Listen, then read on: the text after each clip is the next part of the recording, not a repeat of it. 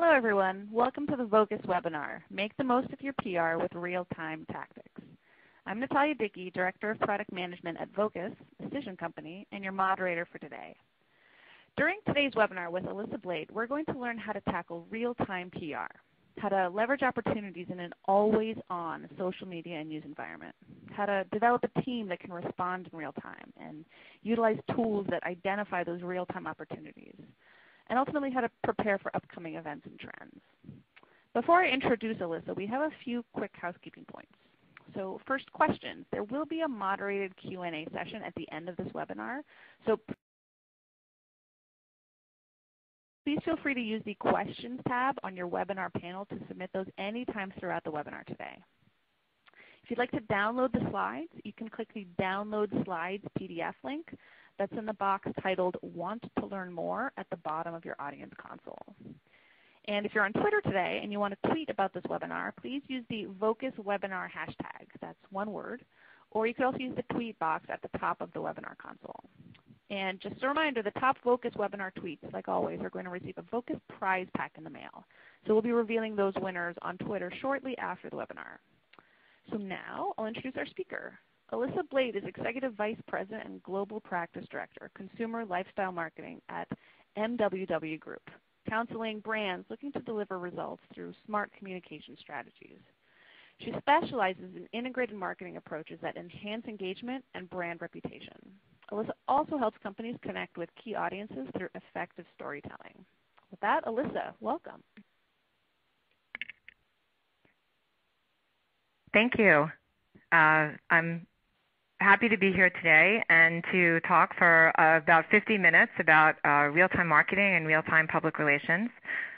So today I'm going to talk about how to make the most of your PR efforts through real-time tactics, connecting your clients and their audiences with culturally relevant moments, responding with immediacy to external events and planned and spontaneous triggers, leveraging moments in real time to create opportunities to get people talking about your brand and really provide a unique way to interact directly with consumers and stay relevant.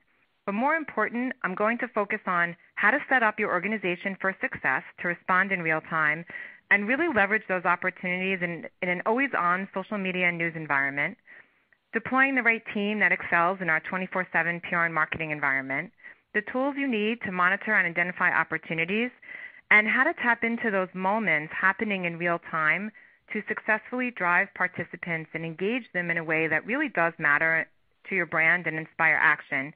And lastly, and very important, preparing for upcoming events and trends, including holiday timeframe. There are a lot of things that are happening between now and the end of the year that, whether it's your client or you as a brand, can take advantage of. And I will take you through a lot of those opportunities.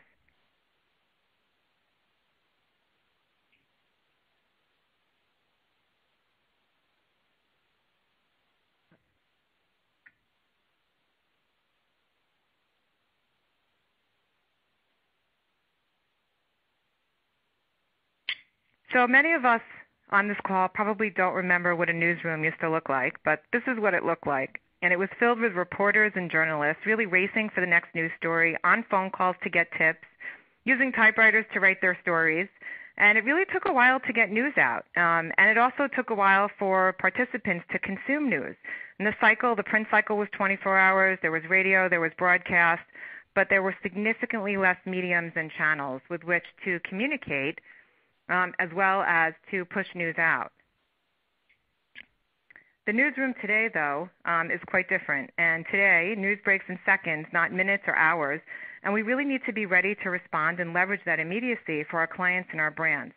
So a story or an idea can go viral and be yesterday's news in hours. So there are real-time tactics that have always been inherent in our industry. So if you think back, many, many years, we've been doing this in the public relations industry for years, really tapping into those moments and being able to leverage them for our clients or our brands. But we're just really needing now to react much faster than ever before as a result of digital and social media and the accelerated news cycle. And as PR professionals, we know how to leverage the immediate discussion and the story cycle to really support our brand's long-term strategy. And today, real time is really being driven by consumer expectations for immediacy, relevance, and access to technology, but it's a practice that's been mainstay in the PR industry since its inception. Think generating news stories and events occurring in real time. So in real time, there are planned and unplanned events, really two categories we look at. One is planned events that are events on the calendar at a specific time. So for example, think a product launch or a brand event or an editorial calendar event. And then there are unplanned events such as breaking news, a customer interaction, a topic that's trending, or social media. And many unplanned opportunities are driven by real-time events. So the reason that this is so important is because it's all about surprising and delighting our consumer, the spontaneity involved in the dialogue that we can create versus talking to someone. You're now interacting with a customer or a consumer. Being able to deliver the right message at the right time, so engagement is extremely timely. The relevance of a brand to insert itself into conversations that are happening based on topical themes. And then because of our always-on environment, it's really listening to and engaging with the customer in a way that matters most.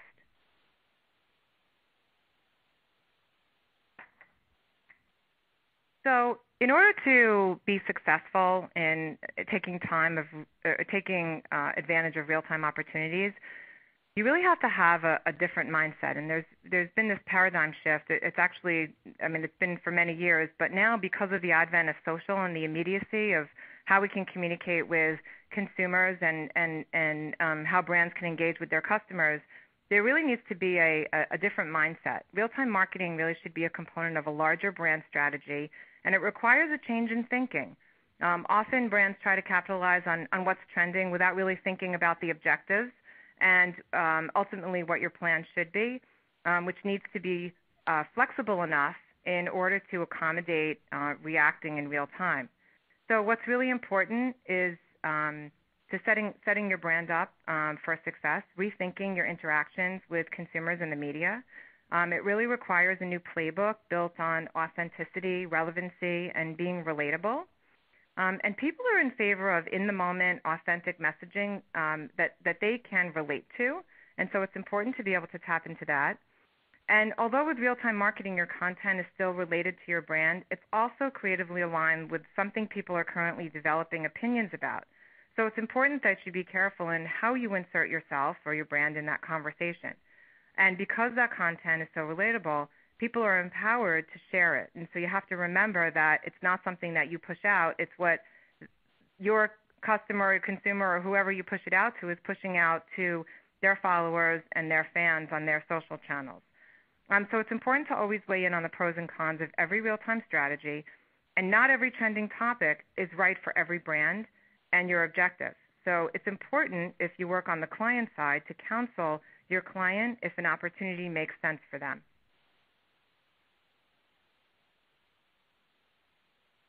So just kind of level set a little bit. Real-time marketing, as I mentioned, is not tapping into anything and everything that's trending. And it's not capitalizing on things that are viral simply because you want to be included in that conversation. It's really part of a much larger strategy. And what's really important is to take a step back and ask, for example, if it was a social media strategy, does this tweet help us to achieve our team's larger brand objective? Is it aligned with our strategy? Is this just a one-off? Is this our way of just inserting ourselves into the current conversation but really doesn't align with what we're trying to accomplish from a larger perspective?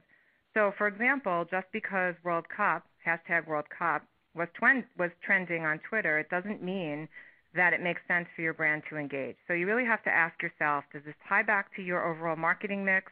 Does it tie back to your communication strategy? And if not, you may want to pass and utilize your resources elsewhere. And very important to look for opportunities to connect with culturally relevant moments that really do matter to your target customer. So we are in the age of now. Everything's happening in real time. It's not even a matter of hours anymore. A lot of the times news media is even finding information on Twitter and then they're reporting their stories. And as we all know, news begets news. So as the marketing landscape goes increasingly digital, it's really important that we evolve with the times in order to fully connect our brands with consumers. We have to be agile. Our process must be set up to move quickly. We have to be very entrepreneurial and scrappy in our thinking. And agencies must adopt strategies that encompass both online and offline channels to really drive results and ultimately improve the customer experience. So the old structure that brands wait to make certain work plans, that take months and really even a year in advance, get approvals, do the research, is fine. But if you want to be able to take advantage of real-time opportunities, you have to think differently and be more agile.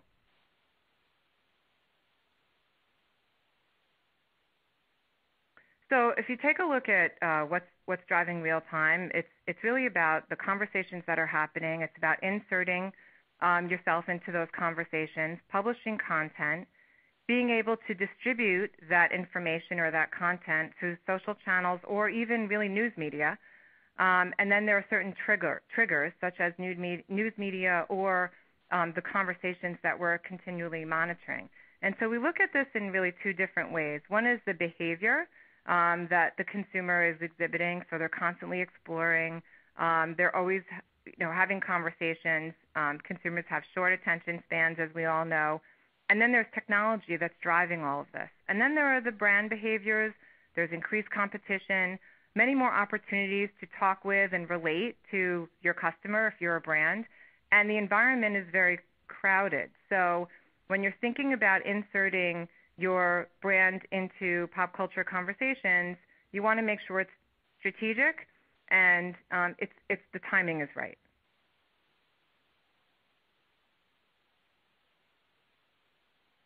So we look at opportunities really in four different buckets. It's really current event driven or culturally driven. So the thinking is injecting your brand into the conversation takes couple of different facets. So there's opportunistic driven. For example, when the new iPhone was launched or the polar vortex last year or outcomes from anticipated events, these are really opportunities where you can plan in advance, but the opportunity that you relate to is something that's happening in real time. Then there's breaking and trending news. So for example, and I'll talk about some of these examples later on, but BENDGATE that happened with the iPhone, and a lot of brands took advantage with that. Of course, the dunk in the dark with the Super Bowl. Sharknado, that was trending, and there was some breaking news related to that. In addition, there are brand events. So these are opportunities that brands have to insert themselves into conversations and really interact with consumers because of events that are initiated by them. So product launches, media and customer-facing events, content that's planned in advance based on a planned opportunity, and then editorial calendars. And I'll speak a little bit more about that as we get into the presentation. And then there are the planned calendar events. Super Bowl, World Cup are examples, the Olympics, the Academy Awards, and Black Friday. And we'll talk about some of those examples as well and how to tap into those conversations and those pop cultural moments. So from a strategy standpoint, the way we think about and the way we position ourselves for success is to really plan for what is predictable and be able to react quickly to those trends and breaking news and conversations that perhaps we can't predict, but we can plan for. So the idea is, how do you want to set this up within your organization? So everything is started by a trigger. So again, it's either a planned or a spontaneous event. What's really important, though, first and foremost, is to define your objectives and your outcomes. So what do you want to accomplish? Establishing the criteria for success is extremely important. And then also thinking about how you want to integrate the information. So if you're working with your social media team, how are you integrating with social? If this is a pure media relations play, how are you going to define what that means for reporters? How are you going to tap into the conversations that are happening or even define what that news that new segment might be, and really think about what the medium is and what's right for your brand and the best way to reach your consumer or your customer. So it's important to track journalists and media outlets and really understand what they're talking about and where there might be a news opportunity, what are some of the social conversations, monitoring keywords and trending topics to really understand what the environment is.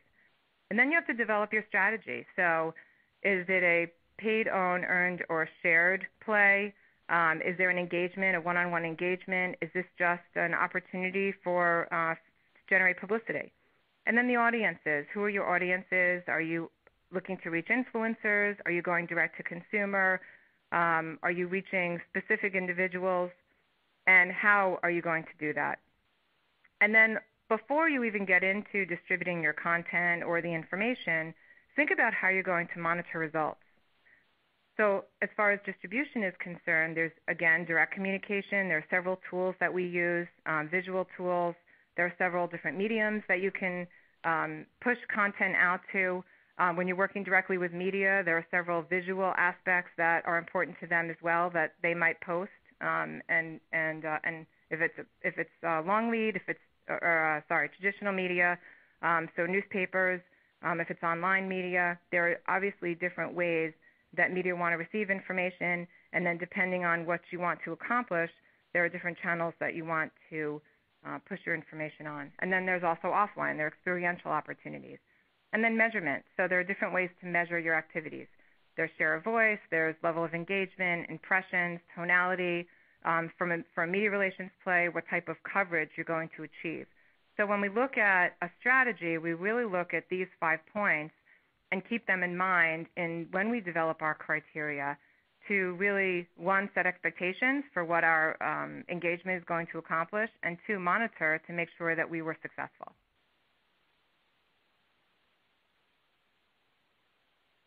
So I talked a little bit earlier about creating this mindset. What's really important is making sure that you have the right team. You have to have creative champions.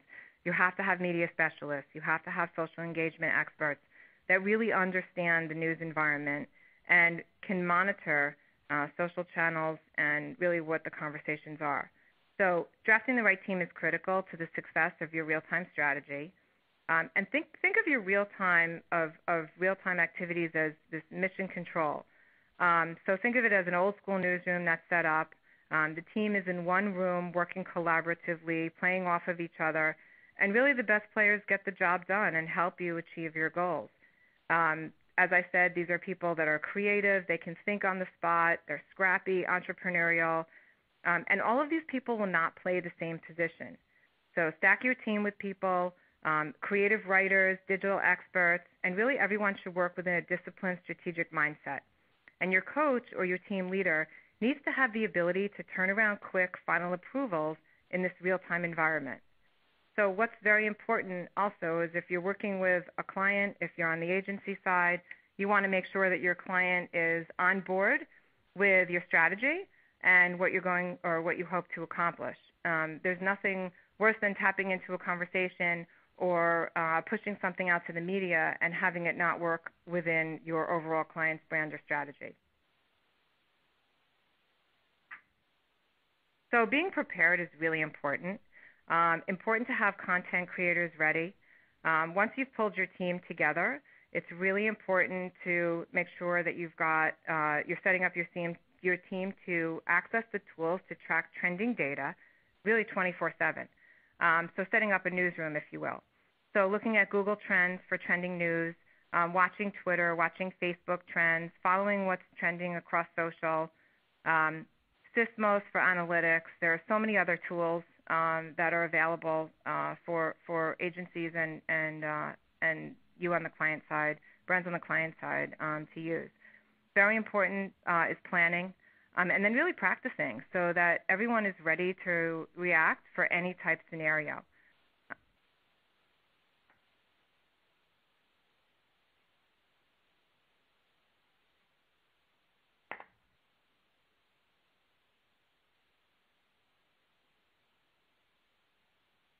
So there are many platforms and mediums through which brands can execute real-time. And what's important is to think through how you want to do that. There's publicity, as we talked about, which I'll give some examples for. There's video, there's infographics, there's tweets, there's posts. It's really a matter of thinking through what channel you want to communicate on, and then what your materials are. Are they visual? Is it a phone call to a media outlet? What is it that you want to communicate, and how do you want to communicate it? So a couple of examples that I thought were relevant here. The Girl Scouts, as everyone is familiar with, really no longer rely on word of mouth and door-to-door cookie selling to build their brand buzz. The organization actually now enlists Facebook, Twitter, and YouTube, as well as Instagram, for everything from long-term recruitment efforts to timely contests and promotions. Many of you may be familiar with this case study, but the Girl Scouts now utilize a team of 3 employees to capitalize on pop culture moments that will really broaden the brand's appeal beyond moms and volunteers. And in this particular case study, the Girl Scouts jumped in on the World Cup conversation when Luis Suarez, when he bit an opponent, which I'm sure many of you have seen or saw, during this year's World Cup. So they created a 13-second video riffing on the bite, in which a Samoa cookie bites and a Thin Mint during soccer game. The clip was produced in a day and posted to their social channels. And we'll give you the URL if you want to watch the clip. It's on YouTube as follow-up. But according to their social media specialist, what they did was really a way of leveraging digital assets that they created for social, and thus created a buzz around it, and then they pitched it to get essentially placement without paying for an ad in prime time like the World Cup. So the results of this, they had over 9,500 views on YouTube, and they had 1 million media impressions during the one night, and they were also featured on ESPN and ABC. So here's an example of tapping into a planned event. They knew what they were going to do. They actually didn't know what was going to occur, so it was unplanned, in effect, when they tapped into it. But they reacted very quickly, they were scrappy, they were entrepreneurial, and they were able to achieve significant results just with a very, very small, nimble team. And that's a really good example of how they thought about planning and then took advantage of something that was real time. In addition to that, so another example, so that's a video example, there's an infographic example that MWW actually did. Everyone is familiar with the State of the Union address that occurred, and we were able to tap into the more than 670,000 tweets that were pushed out live during the State of the Union. What we did was we actually had a newsroom, and we tracked the conversations and learned what mattered more to Americans and shared the results in real time via a custom infographic. Our corporate communications team was able to not only showcase their real-time capabilities through the execution of this infographic, but we actually were able to immediately pitch it out to media following the close of the president's speech during a time when most were still putting together their recaps. So we thought about this in advance, we planned for it, but we reacted quickly when the time occurred during the event. So it really placed us in front of key decision makers, which was what our ultimate goal was. We had a team standing by in real time in a newsroom, set up ready to jump when the president went live. The team was comprised of talent from across the agency, from research and insights experts. We had graphics experts, social media experts, corporate communications, government relations professionals, and traditional media experts. And everybody weighed in relating to what was most important and how we were going to react quickly. And everyone was collaborating in real time. So this is a really good example of setting yourself up to succeed, making sure that you have the right team, the right players, that everybody had the right mindset, and we had the right tools at our disposal. A third example are the tweets that everyone is probably familiar with. When the sandwich chain won the real-time marketing honors of the night, when Arby's tweeted the artist on the design of his hat, just to give you some perspective on the results there, it was 75,000 retweets, and actually Arby's gained more retweets following the next morning. So the retweets in total were 80,000. And that's really what you seek to achieve when you're reacting in real time. And then more than 40,000 favorites. So the tweet gained more favorites following the morning, eventually exceeding 48,000 favorites. Furthering that success, Arby's received the best a brand could really hope for, which was a response from Pharrell himself, furthering reach and engagement. And we see that a lot when we tweet celebrities or athletes or personalities. When they actually then use our content and retweet it, it generates significant and exponential engagement. So other global brands like Pepsi and Hyundai even tweeted at Arby's on the success of the tweet. And this is when things start really getting going, and you realize that you have an absolute success.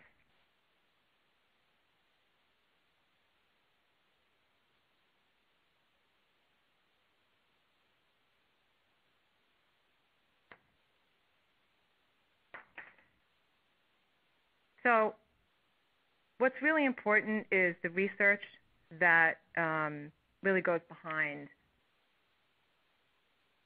a lot of these efforts. So, you question real-time marketing, does it work?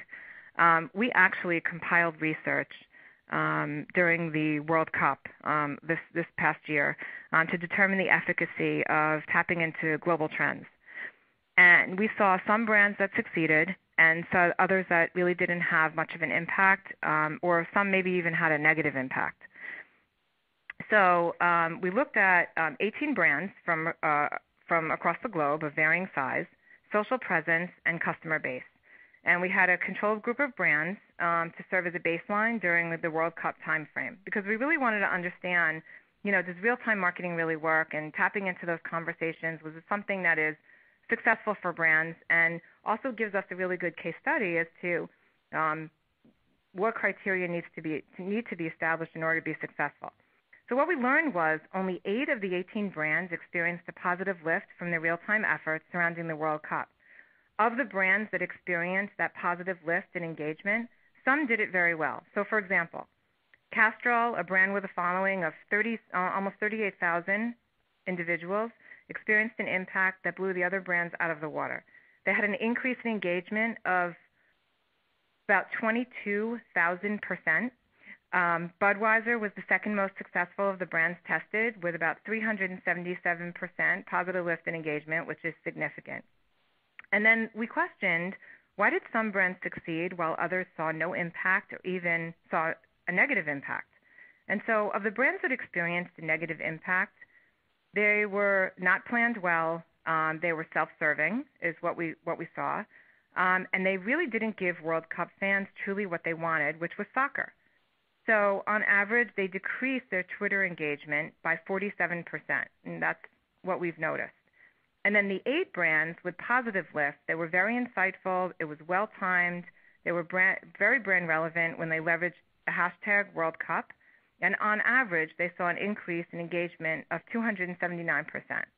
So really what that means at the end of the day is, if you're informed and your team is on top of trends 24/7, the best real-time moments are when you capitalize on nuances that can't be planned.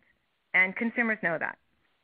Be timely, very important. Don't be late to the game. Sharing a piece of content after the fact could do you more harm than good, which is what we've seen. And be clever and stay relevant and tuned in to your brand and how it relates to the conversations that are happening in real time.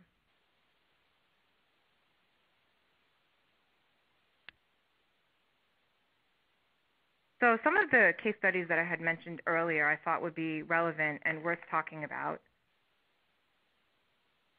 and really were best practices. So 2 days after KitKat jumped into their chatter around Apple's BENDGATE on Twitter, they had a cleverly composed tweet, and the candy brand's post eclipsed Oreo's real-time marketing reign, which we were surprised to see. But on September 24th, a few days after the release of the highly anticipated iPhone 6, chatter started, as everyone may know, picking up on Twitter that the phone was bending in people's pockets. So began the BENDGATE trend. So KitKat was listening to social media and decided that it needed to get in on BENDGATE because of the alignment with its "Have a Break, Have a KitKat" slogan. So within 30 minutes, the brand whipped up imagery and copy and sent out a tweet. The results were, in the first 10 minutes, the message was retweeted 100 times. In less than an hour, the post had 1,000 retweets. And then KitKat even supported their tweet with a paid promotion to amplify their message, garnering 23,000 retweets, 10,000 favorites, and thousands of new followers. They surpassed Oreo's "You Can Still Dunk in the Dark" tweet from the Super Bowl in 2013, which earned about 15,000 retweets and more than 6,000 favorites. So why this is important was KitKat was monitoring the conversation. They saw an opportunity to react quickly. Their team knew that they wanted to capitalize on something that was happening.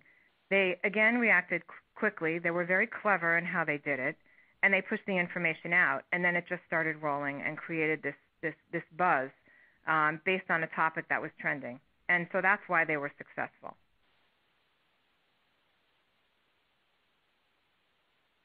Another example is Audi, which during this past Super Bowl, they partnered with Huge and The Onion to become the first major brand to achieve a big Snapchat success. They garnered one of the fastest growing followings over the Snapchat platform. Audi wanted a fresh idea for an online marketing campaign to drive millennial awareness of their Super Bowl presence. And they really needed to continue their mission to be a progressive brand and find a way to stand out amid other brands' real-time content clutter during the game. And as we all know, the Super Bowl is very crowded and very cluttered. So in light of these goals, they authentically connected to a new audience, millennials, and they decided to leverage the new platform, Snapchat. So they drove online buzz, generated public online conversation through raw, privately distributed, very humorous content to stay above the fray of all of the other marketing messages flooding users' Twitter feeds. They used one simple photo and a smartphone to execute, in contrast to the other brands' attempts at real-time videos and more complex initiatives. So they drove the most mentions of any online automaker during the Super Bowl, just with earned engagement. Their Twitter following grew 2,500 fans and followers, and Facebook fan base by 9,000. Their Snapchat fan base grew by 5,500, so they have 5,500 new followers on game day, and then they reached over 10,000 new followers within 48 hours.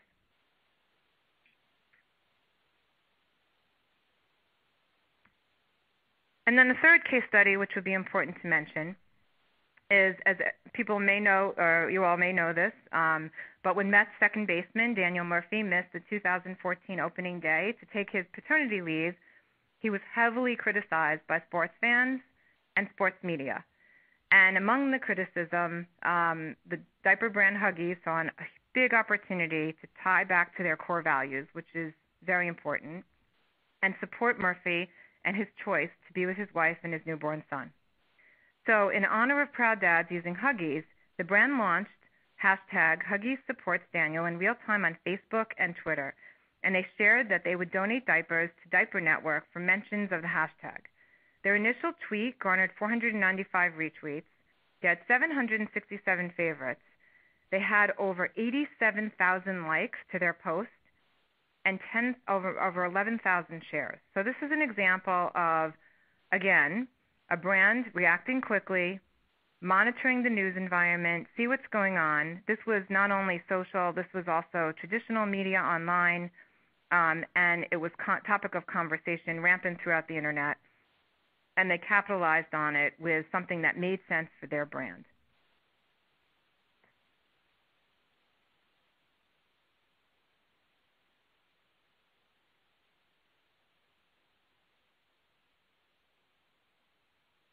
So I think what's most important, we talked a little bit about social, but really at the end of the day, as public relations practitioners, there are so many ways to generate publicity based on moments in time and pop culture moments. And when you look at a lot of the conversation right now about real-time marketing or real-time opportunities, there's a little bit written about it.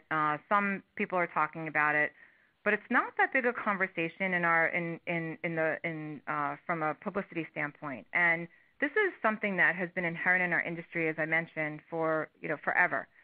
And a lot of times we don't really think that way. We think that in order to capitalize on something, it has to be pushed out through social channels, but that's actually not the case. It can be also pushed out through media, earned media. So for many major brands, the holidays are one, if not the most critical time of year to really be engaging with your consumers and pushing information out, getting media coverage because the market is so competitive. And I would say probably between now and the end of the year is the most opportune time for any brand, any one of your clients to really get engaged in real time. And so what's very important is to keep an eye out for what those opportunities are. One, you really have to have your strategy ready. You really have to be thinking with this new mindset. You have to adopt this mission control team. It could be a team of 2 people. It could be a team of 5 people. But really there are a lot of opportunities to tap into these real-time moments. There's new movies coming out, DVD releases. There are birthdays, anniversaries, sporting events, cultural events, other announcements. Back to school was something that brands would have capitalized in September as an example. Now we're moving into the holiday season. And it doesn't matter what type of brand you are. It doesn't matter what type of client you have. There are always opportunities to think about tapping into these upcoming events. And as I talked about earlier, there's these planned events and even brand events. But in order to participate, you have to react quickly. So just some quick examples of some of the things that we have done that have been very successful. So to give you some thinking. National Coffee Day is September 29th. So one of the clients that we're working with, DeLonghi, for example, has coffee makers. And we thought to ourselves, so we have coffee makers, how do we tap into the media conversations that are happening around National Coffee Day? So we jumped on it. We brought our creative team together. We brought our media team together. And we thought about latte art as something that people were talking about and were very interested in. So we pitched traditional media outlets, broadcast. We also pitched print media and online media with this concept of latte art using our client's product. And we generated significant media coverage for it. There was not a lot of online coverage. We also pushed it through the client's social channels. So that's just a very small example of having a creative idea, tapping into a moment in time from a publicity standpoint, and being able to push it out to media and really getting into the conversation. And in some cases, in our case, it was leading the conversation for latte art on National Coffee Day. Other examples are, Thanksgiving is coming up, Black Friday, you've got holidays, you've even got Device Week, which is a new term that's being used between Christmas and New Year's after everybody buys their consumer electronics products and gives it for holiday gifts. They go out and they buy all these other peripherals around their gifts. And Device Week is when people are buying batteries and they're buying add-ons and they're downloading apps for their new phones or their new tablets. And that's an opportunity to tap into a conversation that's going to be happening as something new this year. So it's important to get it in front of it and ahead of it. And then really looking at beyond the new year, there's award season, there's the Oscars, the Grammys, the Emmys. How do you tap into those planned events, but really make it spontaneous? So one of the examples actually is with a client that we've worked with, Gold's Gym. And one of our challenges was how do we strengthen the image of Gold's as a celebrity brand through widespread publicity. And we really wanted to target celebrities. We wanted to target women's lifestyle publications. So what we did was we partnered with a leading celebrity-focused weekly publication, Us Weekly, to host the first ever co-branded Hollywood's Hottest Bodies Awards. And this was totally earned, unpaid, and it was a contest that allowed consumers to vote on their favorite celebrities. So it was time to the Academy Awards season. People had the ability to log in to usmagazine.com, vote on their fitness version of the Academy Awards, honoring the celebrities that put the hard work in and the dedication to really looking their best and having the best bodies. So we promoted the contest through the magazine's traditional and social media properties, as well as through our clients' social properties. And then once the winners were selected, we conducted aggressive media outreach announcing the winners, in addition to featuring fitness tips from Gold's Gym, their fitness institute on how to get bodies like the winning celebrities. So some of our results included, and again, this was all earned. Our campaign generated more than 90 million media impressions and over 1 million in ad equivalency. So if Gold had to pay for this, that's what it would have cost them. We got coverage in a lot of the major media, a lot of broadcast media, and we had over 1 million votes submitted. And the contest turned out to be usmagazine.com's most successful online poll to date. And it also resulted in a new annual tradition for both brands. So that's an example of tapping into something from a media mindset, being able to push the information out through social channels, and having a more holistic campaign that was totally earned.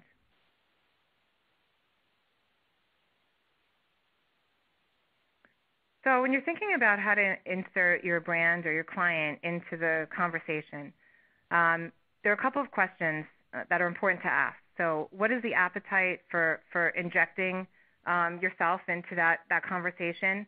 Are you set in a plan where you've created a communications campaign, let's say, in the beginning of the year, and that's what you're executing?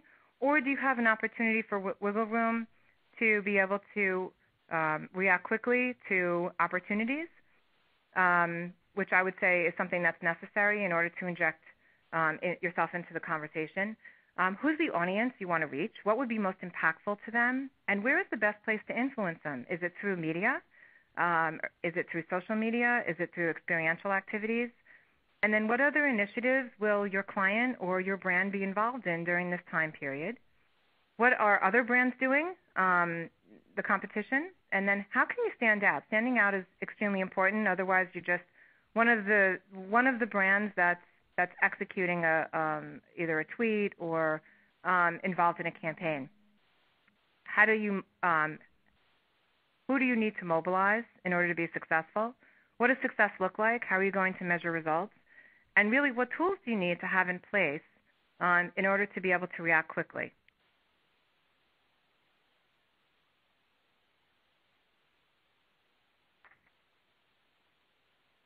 So really important, just some of the key takeaways here are really preparing, changing your mindset, because real-time opportunities and taking advantage of them really requires a shift in mindset. Making sure that you're monitoring for those opportunities, whether it's journalists or social media or social conversation. Looking at discussions, trends, breaking news, and analyzing it, making sure that you have the right team in order to do that, making sure that you have the right creative team, understanding what type of content you want to develop and where you want to distribute it, and then being able to measure. What's very important in order to be successful is understanding what you want to achieve before you even start your initiative.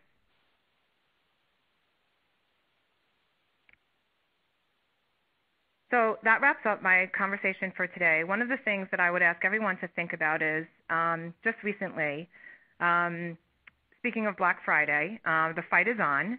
And Macy's recently announced, actually on Tuesday, that it will open stores at 6 p.m. on Thanksgiving. And that's 2 hours earlier than last year. And they're going to stay open until 10 p.m. on Black Friday.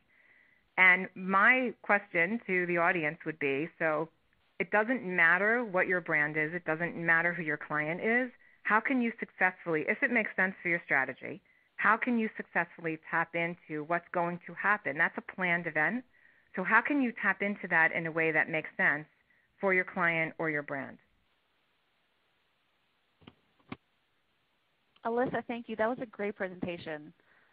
Before we pop into questions, we are going to launch a quick survey on your screens. Your feedback is really valuable to us because it helps us not only determine topics for future webinars, but also how we can improve them. So we'd love it if you could take a moment to fill it out while we're still listening to the Q&A portion.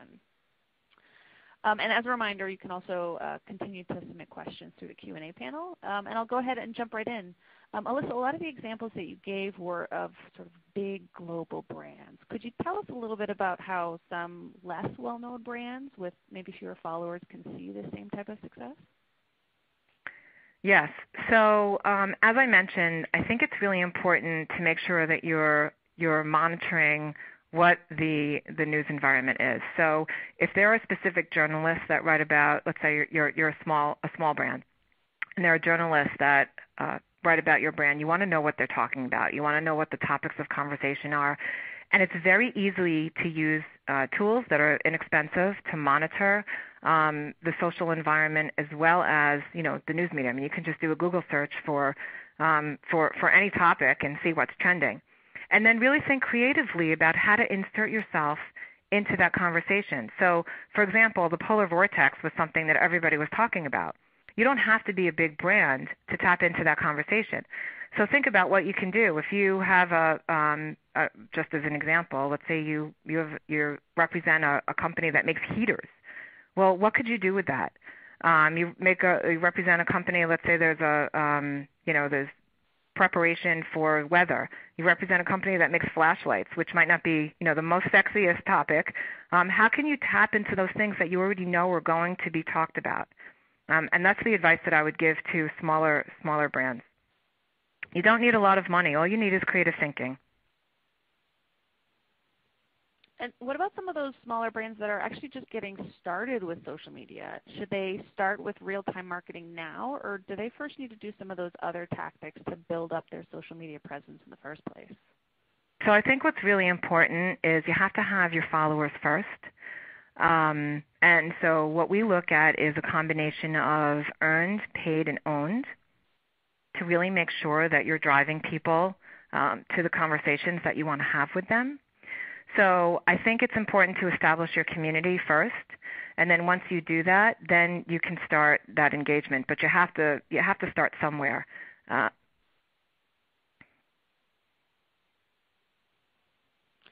do you have any real-time marketing don'ts? I'm sorry. Can you repeat that? Do you have any sort of don'ts on your list? You mentioned a lot of to-dos, but any don'ts that you would sort of advise folks to stay clear of? Yes. My first suggestion is don't tap into something because it's trending if it's not right for your brand. I think that's first and foremost very important. Two is the don't is make sure, or should I say, make sure that it's relevant. A lot of times you see a lot of brands that are tapping into things that just are conversations because they want to be in on it, but it has nothing to do with their audience. It has nothing to do with their brand, their product, or service. So I think the being strategic about it is very important versus just pushing information out there. What about for some of the very regionally focused businesses? Is there any way to tap into geography to power this real-time marketing?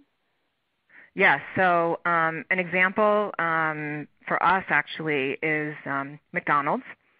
We work with 600 restaurants, worked with 600 restaurants and 120 franchisees in the New York tri-state area.